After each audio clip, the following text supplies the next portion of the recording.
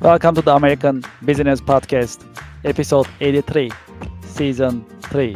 I'm Kevin Deveji, your host, and welcoming you to the American Business Podcast. American Business Podcast is the voice of American business. And today's number is 1.14 million. This is how many startups in the US in 2025. 1.14 million startups in US for this year. Well, speaking of startups and businesses, we always have an educational and informative content that we bring you on weekly basis in the American Business Podcast. And today I'm excited to welcome our guests. Let's invite our guests and let's get the conversation started about business, about investment world, and other subjects that we like to cover today. Hey, hi Kevin. Hello, Joris. Welcome to the podcast. Thank you for having me today. Super Thank you excited for to be live connecting. with It is my Yes, it's my pleasure. Thank you so much. How are you? How is your week going so far? you. All-time high almost, right? So Bitcoin is at what, 120 today? I love it. Obviously, yeah, it's Well, always good to see that, especially with the shutdown of the government, the U.S. government right now. I think people are just like noticing how Bitcoin is now obvious, inevitable, and the one of the best asset to have. I think if you didn't do it yet, just go and buy Bitcoin. okay. Well, I think that's a great ice-breaking conversation, the Bitcoin. And I know how popular it's actually becoming in terms of investment and how future-looking it is. Things change a lot in Bitcoin. I have friends invest in Bitcoin for years, so I've been actually following up in my own right. So, well, let's take this opportunity in this episode to learn more from you about Bitcoin and other investment vehicles. Well, Joris, as a start, would you please introduce yourself and your company briefly to our audience and to our listeners? Yeah, sure. So I'm Jerry, CEO, co-founder of Fairmint. I'm an entrepreneur since more than 15 years now. I grew several businesses in Europe, including Nexteam. That was one of the top cloud computing company until like in 2016. And during all these experience that I had in Europe, I was very frustrated by how hard it was to onboard people to the cap table of my companies, whether they were employees or partners, contractors, anyone working with me and helping me building this financial wealth. And I was also very frustrated by the illiquidity of all the assets that I was investing in as an angel. And so in 2017, I decided to leave Europe, join the US, starting by the Singularity University, and my goal was to fix capitalism, like to make it easier for people to access to the financial upside of companies, private companies. And I initiated that by building an exchange for startups using SPVs, with the goal of bringing some form of movement in this illiquid asset, but not at the layer of the cap table itself, the second layer. And it's very funny because that's what we see happening today with all the tokenized stocks that we talk about over the world. So that was 2017. And while building this, my co-founder and CTO Thibaut in summer 2018 introduced me to the blockchain technology. And it blew my mind. I was like, oh my God, that's the same groundbreaking technology as the cloud computing 10, 12 years before. And this type of technology changed the world. Okay, it changed an industry, it changed the incentive of the industry, it changed the way people interact with the industry. And so cloud computing was with the tech, blockchain is actually with the financial world. So it impacts almost everyone. It's billions of people over the world that are now able to interact with assets that they were not able to before, just because of this technology. And so Fairmin today is very focused on this world of equity securities. We do on-chain native shares, and we do that for the specific market of the private companies. So in the US today, most companies are private. And among this big market, it's we talk about 6 trillion. Unfortunately, there is no standardization. There is no easy path to make this equity move. So of course you have the happy few that will IPO one day, but the rest of the world in this market is literally trapped into lack of standardization, lack of settlement, lack of reconciliation, and a very high cost of transfer. And so, for all those reasons, we started to build Fairmint with better rails so that we could make equity move faster, easier, and cheaper. And that's the goal that we had when we started Fairmint. And we are now almost 7 years after. We processed more than 1.2 billion of assets. We have more than 150 customers who are paying us to make sure that this happens. And we see a big trend over the last 6 months, 8 months with the new chair at the SEC and the new administration. This is really exciting, and I have to say, well, we are in episode 83 right now, and this is the first time we are talking about Bitcoin. So I'm really excited that That's I'm very cool. having you as my That's a guest good in the one. American Business Podcast. Yeah, Yeah, that's exciting. it definitely is, and I truly appreciate your insights.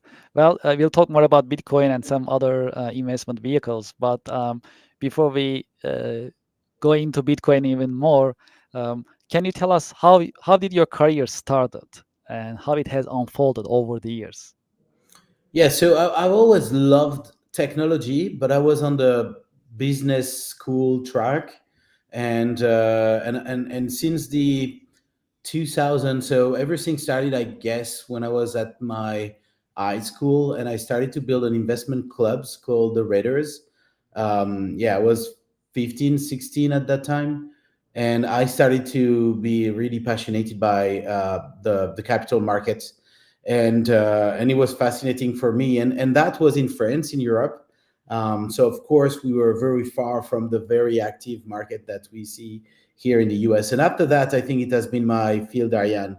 My whole career was a mix of um, bringing technology to a larger audience of people, making sure that more and more people would access this tech, groundbreaking technology each time. And I started to work at IBM as a Sarah Berners-Lee consultant. And then I joined a company called Neosoft that we got lucky enough to grow to more than 500 people super super fast. And in 2008 or 9, I sold my share of Neosoft to create Next Team, because I was a firm believer in the cloud computing, and I knew that at that time, this technology would be big, and it's starting to pay off in 2010, 11, 12, when everyone started to shift from a private infrastructure to a cloud-based one.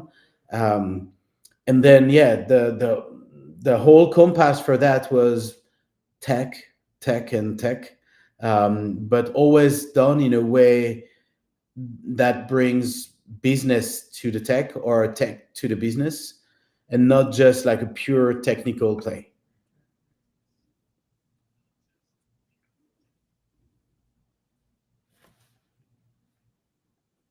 Yes, this is really exciting, and well, I'm also fascinated by the cloud, basically the computing and the technology. Of course, that's for sure, and it's really changing the Oh yeah. business world in Yeah, in general. And well, when you look at your no, go ahead. I yes, think there is a bit of when you look at your work on yes, yeah, let's talk about that as well. Well, the when we look at your work on daily basis, what are the exciting and challenging parts of your work on daily basis, you will say? I like to say that CEO means chief everything officer.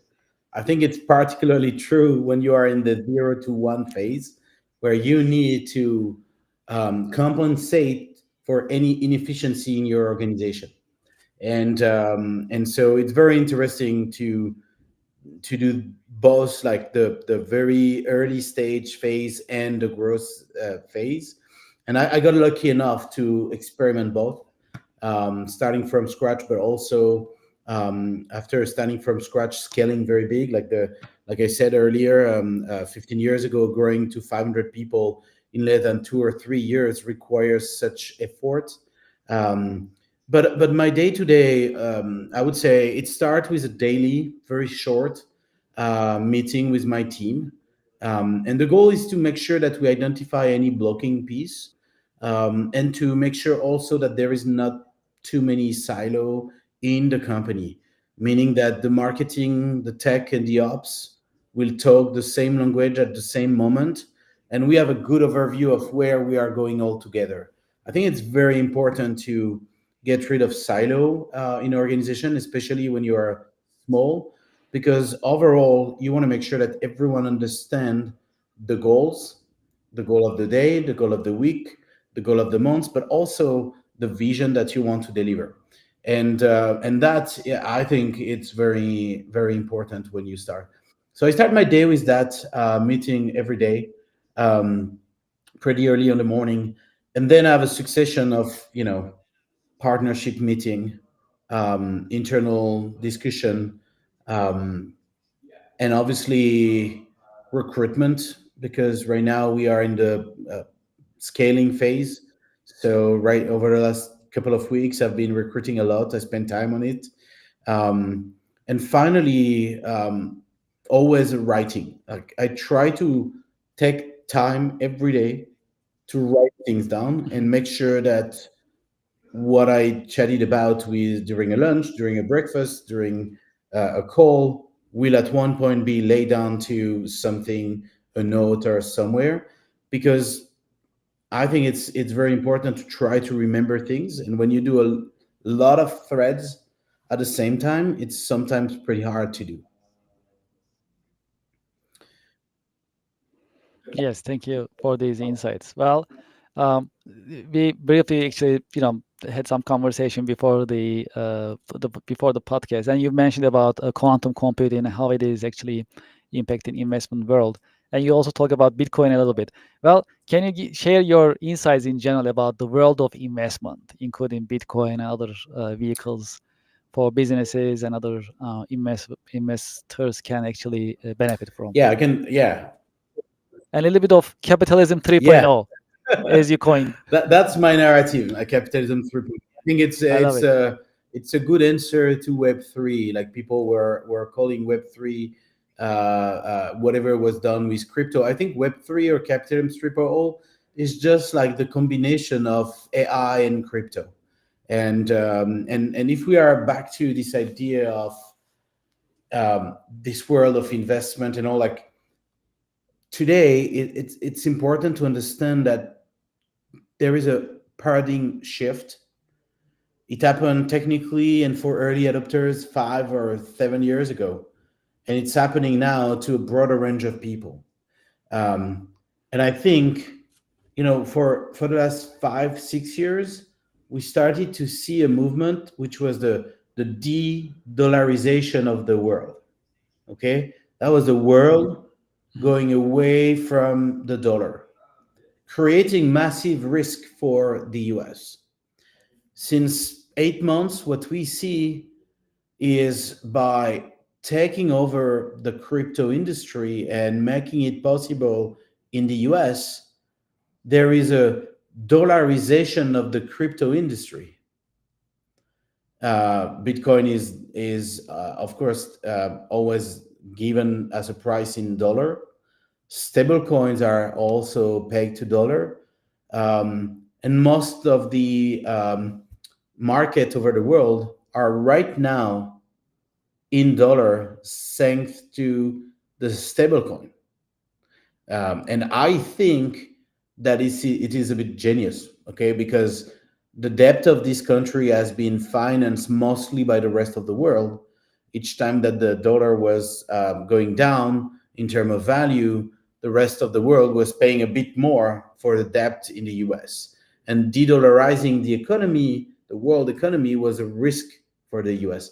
But now we see like a the flip of the script where we with this happening in TradFi, in DeFi, or in crypto industry, we see everything going back to the dollar. So it makes me bullish on two things: one, the US, and two, the Bitcoin, because Bitcoin remain like the safest placement that you can have right now, the safest um, uh, asset where you should put your savings. Of course, you don't need to do everything, but at least you should own some Bitcoins. And you should buy some every day to not be sensitive to the price. And it makes me bullish on the US economy, because if they are able to capture this market, knowing that blockchain is inevitable, it is better tech. It's a matter of years, maybe even months, for most of the banks and any player in the financial industry to move on chain, because it's a better form of database. And so when you think about that, if everything is labeled in dollar, if you start to have tokenized stocks all over the world from US companies, I mean, you are just bringing the savings of the world to the US economy. And you are turning these currencies outside of the US into a dollar based stablecoin. And that's genius for the US economy. I don't know if it is seen like this abroad, but for the US, it's great. Absolutely.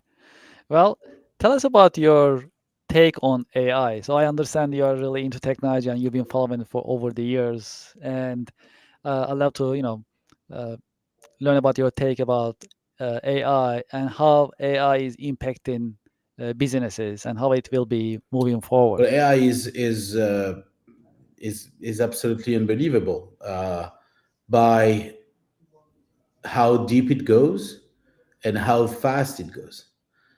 When you think about it, like 3 years ago, you didn't have Chat GPT, and it reminded me of the iPhone. Before you had some smartphone, and then came the iPhone and iOS. I mean, at that time it was iPhone OS, where everyone started to have his computer power in his pocket at scale. And now you have pretty much the same with the artificial intelligence. And so I see it not as a threat, just an evolution, massive one. I think it means that we all need to rethink the way we see the world, the way the world is moving and shifting to a direction or another. And on my end, I mean, with Fairmint, we try to be as much as possible AI first, for two reasons. One, the result. I mean, since we use AI, we see a tremendous improvement in our code base when it comes to the tech, or in the way we interact also with people. Um, and being French myself, I'm not I'm learning English every day, but just for that, AI is fantastic. And so I scratch what we can do with AI. Um, I like to give an anecdote. Like I have two daughters, and they are 8 and 11. Both are working with AI daily, and spontaneously now they don't do a Google search. They don't go to all the flows that we were going for the last 30 years. They immediately interact with the voice GPT. and and when you think about that, I mean, this generation is the one that will natively use the AI. The previous generation was the generation with smartphone. So you see how the evolution is so obvious for those generation, and us, we need to make sure that we are always like accepting new technology and dealing with it. So we have to learn every day, and we have to continue to look for it more and more. Um, but it will impact everything from, I don't know, remodeling a room in your home to choosing what would be your next vacation trip to identifying maybe tomorrow what should be your next job opportunity. And most of the decision and the process of decision maker will now be benchmarked by AI or with an AI.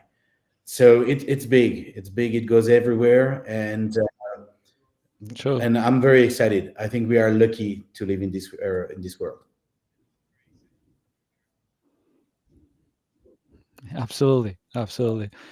Well, would you please tell us your role models and mentors you have had who help you shape your career path? Yeah, I had plenty, and like many people, Steve Jobs has been, you know, particularly interesting on many points. There is a French businessman as well called Bernard Tapie that was fascinating as well in his vision of the business, and having done a business school, I can tell you that I valued a lot all his interaction and all the things that he was suggesting.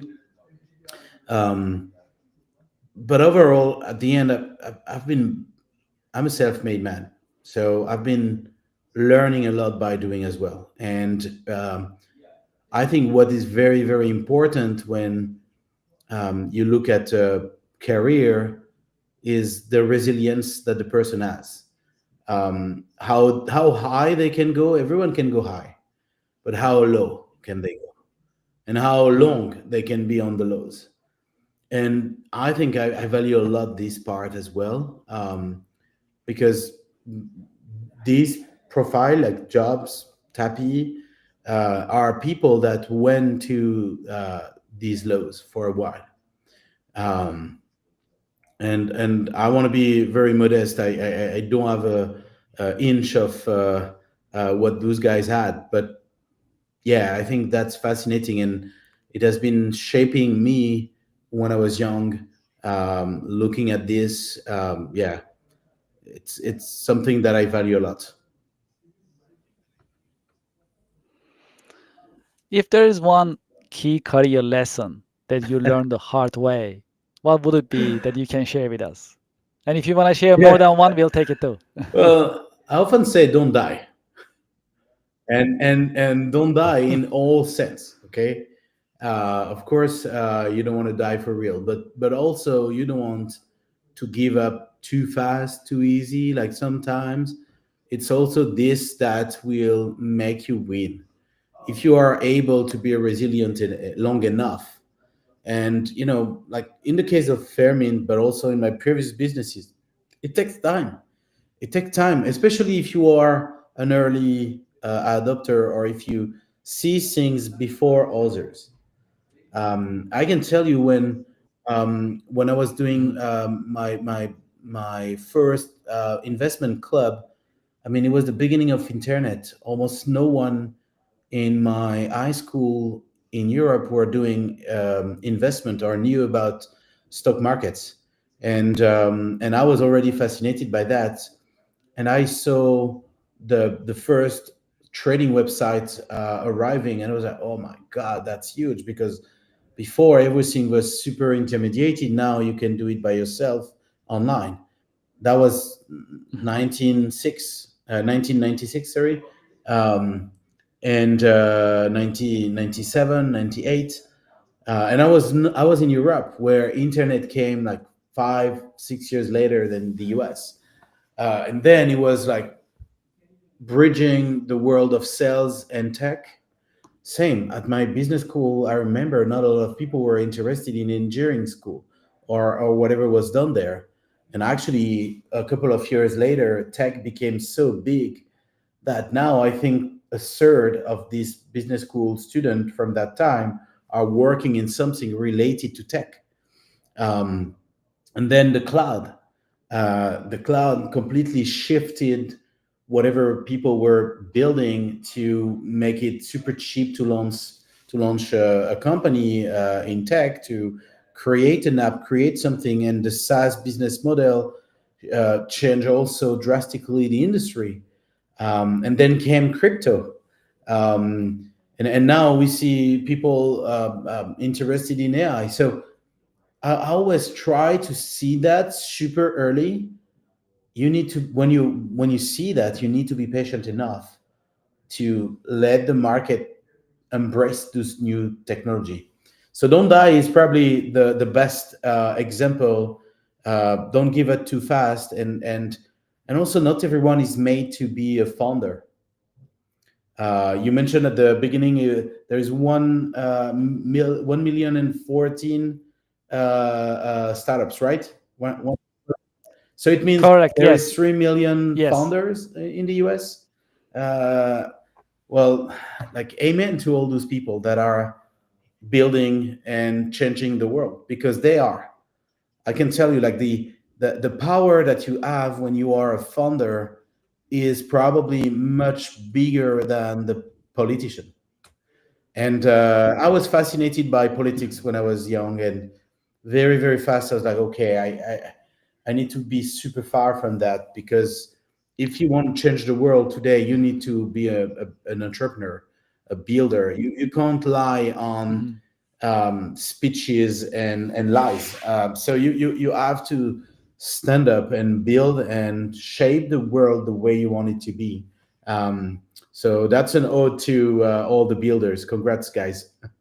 Fuck yeah to everyone. Absolutely. Well, is there any book or a show or a movie that helped shape your career I perspective? will give you two examples, because one is a very funny one. I rarely share about this one. One of my first video game on PC was called Wall Street. And I spent so much time on this. I had 14, 15 years old at that time. I was, and yeah, it shaped a lot of my like knowledge and my love for risk. um, so Hmm. I will start with that. In terms of books, I think every founder should read The Five Dysfunction of a Team. Why? Well, simply because most of the failure come from the team. Because you can have, like, meeting your market and finding product market fit is tough, but this is something that you can manage.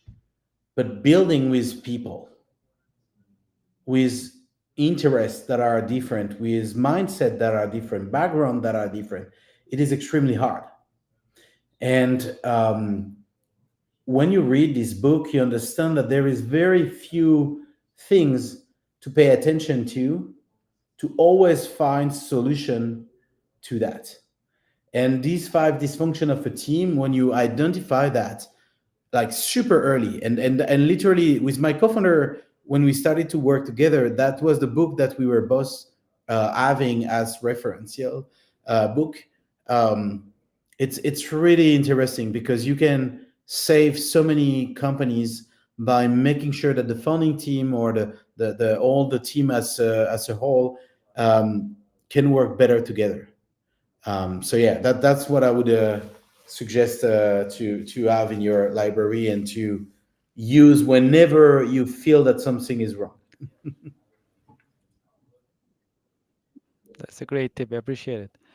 Well, what are your biggest interests and passions outside of work? Well, after I sold my previous business, I started to kiteboard, and yeah, absolutely love it. I love the freedom that it offers to you when you are in the air or on the water.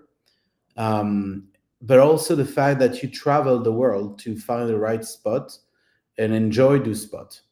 Um, I have to confess that since I started Fairmint, I didn't take the time to kiteboard, and I miss it a lot. There is not a day where I'm not thinking of doing something to try to get some time and go kiteboard for a couple of weeks in some very beautiful spot, either in Brazil or in Mauritius or whatever. But yeah, that's probably what I love the most, and I think it's a fantastic way also to network. There is a lot of founders that love to kiteboard. I think for the same reason, the freedom effect, the fact that you feel good and free, it's fantastic. And I should say, If you had a and chance to I go should back say history, technology. to what time period would Oh, you like sorry. to Go go back? ahead. I didn't hear this one.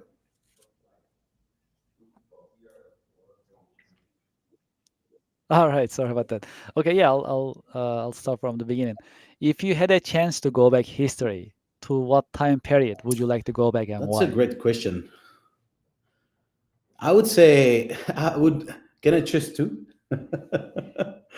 uh, so I would probably go back to the last meal of the Christ to see what was really said at that time.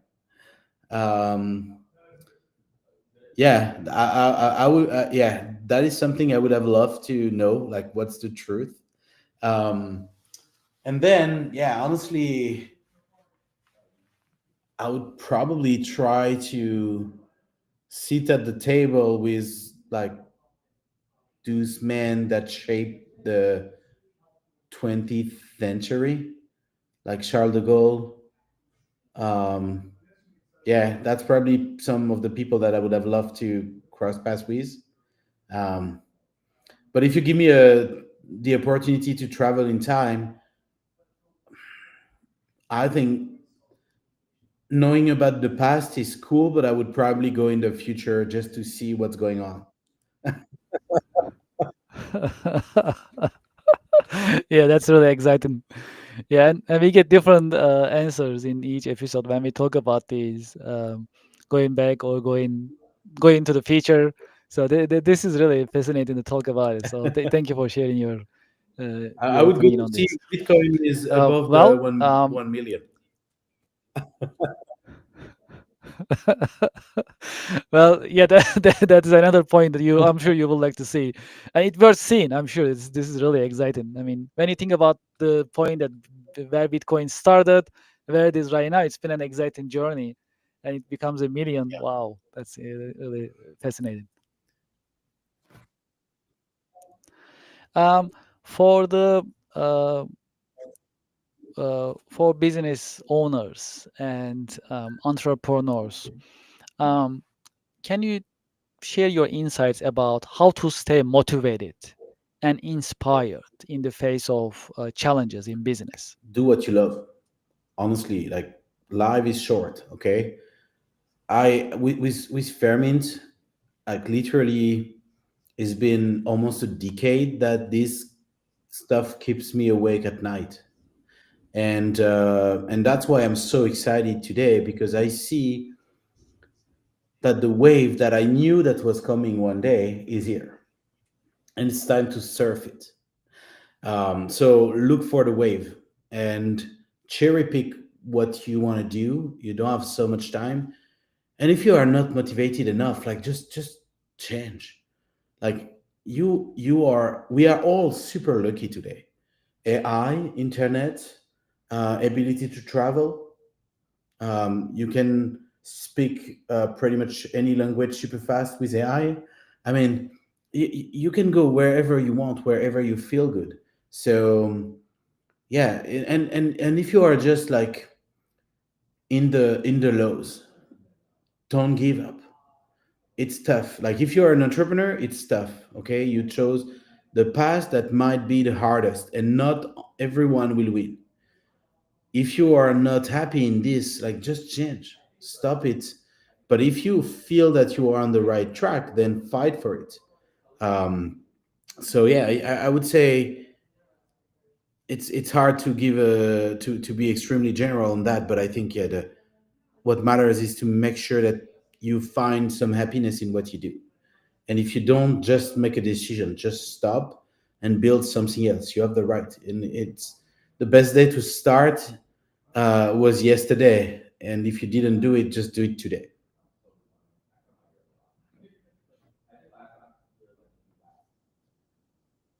How about for the next generation? Do you have any career advice for the next generation? Like I said, I have kids. I see a whole generation today, and I observe a lot how exposed they are to things that people underestimate, the screens, the violence, the things. So it's a generation that is extremely torn between being childish on one end and being extremely mature on the other end. Childish because we want them to be child as long as we can, and mature because they are exposed to things that only maturity allows you to filter and analyze properly. So that's why I think this is a very torn generation, and there is big tension for them. Parents are just trying to do their best for this generation. Um, I just hope that they won't see bad things too much, that we will be able to offer them a peaceful enough world. Um, might be hard. You know, everyone says you need to fight for freedom, you need to fight for democracy, but you need to fight for peace. And so, yeah, we should all try to do things in this direction, but being extremely lucid on, you know, the fact that the world is in tough position today, and yeah, they might see things that are not so great. So let them enjoy as much as possible whatever we can offer them today. um, I think they will just embrace the AI revolution as a generation, and they will be extremely, like, unexpected in terms of like how they will leverage this technology. And we underestimate how this generation will build big stuff, both ways, positive, negative, but they will. We should not forget, huh? The atomic bomb is less than 100 years old. What can we do now with AI and all? Like, we can do so much. And like I said, positive or negative. Um, but I'm bullish on the fact that, like many generation before, they will just adapt, and they will surf whatever they can surf, and they will adjust to the situation when needed.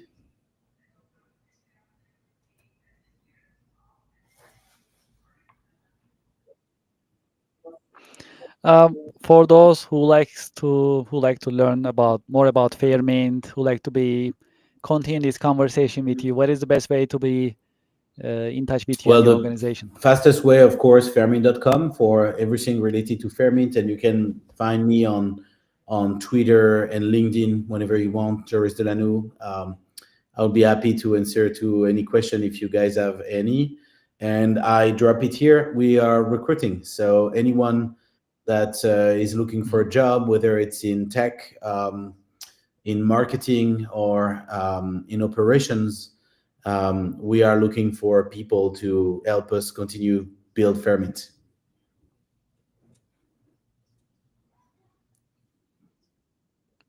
Yeah, this is great. And if you like any information, we can also put it on our website as well. Any openings or positions, we can also help you put the word All out. right.